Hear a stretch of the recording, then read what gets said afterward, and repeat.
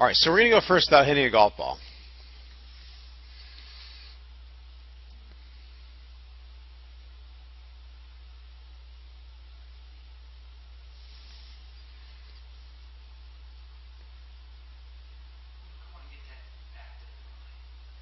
You want to get your shoulder back to here, right? Is that what you're just talking about? No, I was talking about the club goes behind my body. Oh, you're. I can see it. I really do have that temptation still.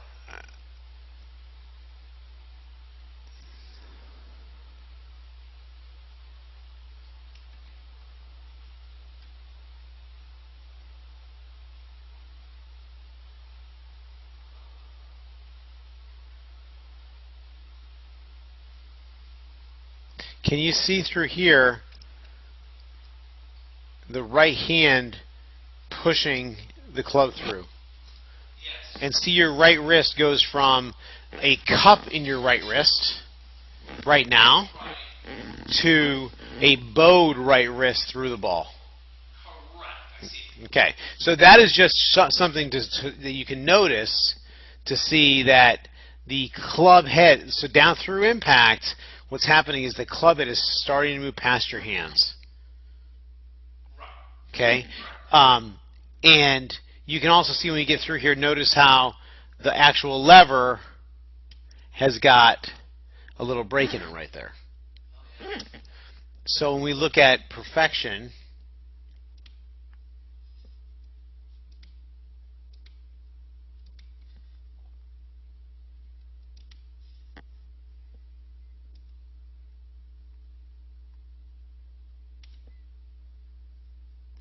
notice his right wrist.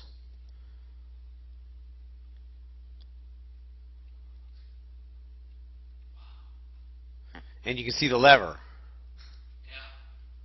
Yeah. Right? It's Rory McIlroy. I mean, Yeah, you know. So, let's go for the best. I'm good. right. So, notice, so what happens is, you know, we talked about it earlier. You mentioned it. Notice how he's rotating his body, and you can actually see here, like, I can sense the centrifugal force in his club head on his backswing. As he starts going back, if he had, say, a weight there with a piece of rope, it would be pretty much the way it looks right now.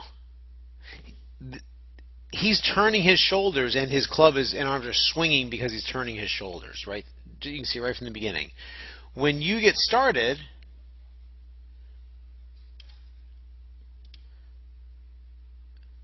see there's a little more hands picking the club up through there, right?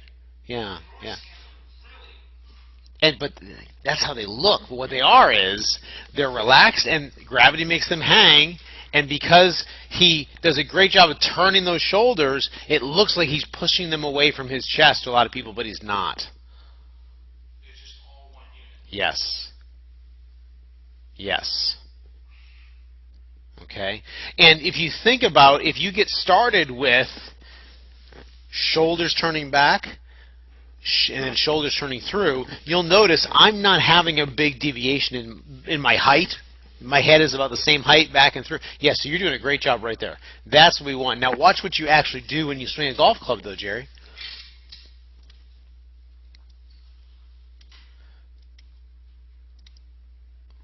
Watch your height coming through.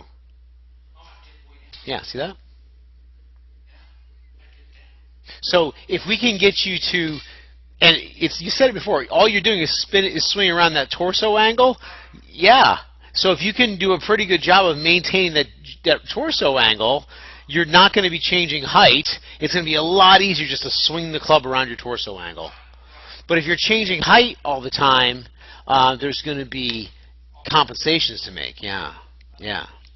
Now let me show you down the target line. And this is another Mr. Perfect, okay? Adam Scott, right?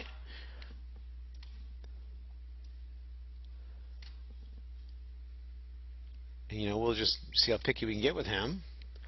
I'm not drawing that line there to say, watch how still his head is. I'm not going to worry about that.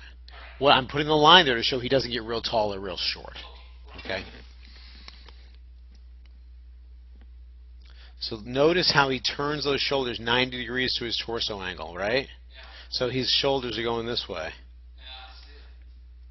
just how he's constructed. Yeah.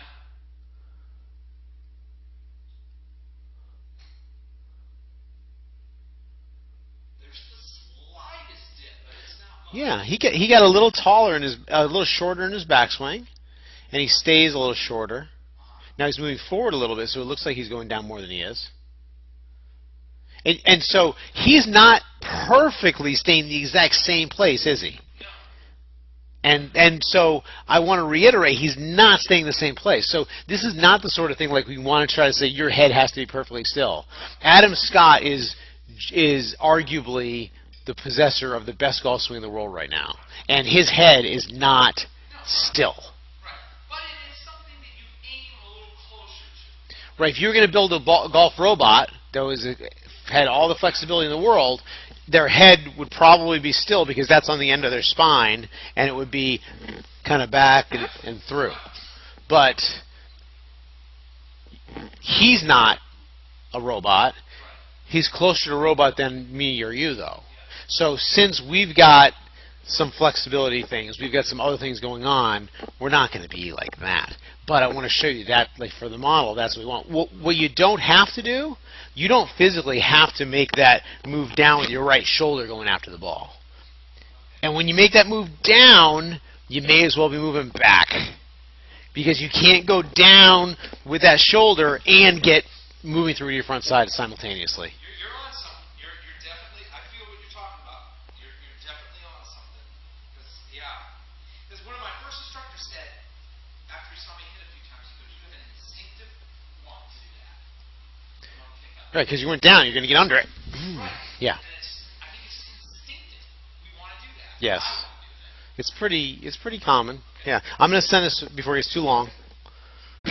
Be sure to check out our YouTube channel for more instructional videos.